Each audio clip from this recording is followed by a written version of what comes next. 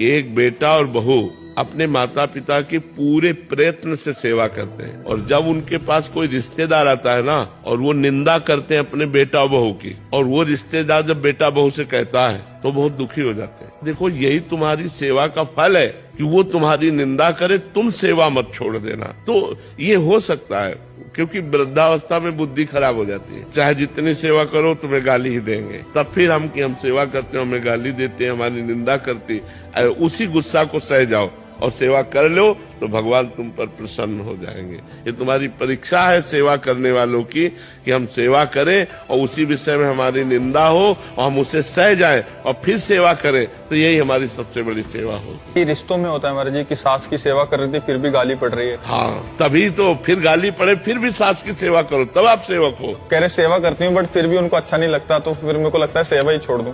नहीं, अपने कर्तव्य का पालन करना चाहिए।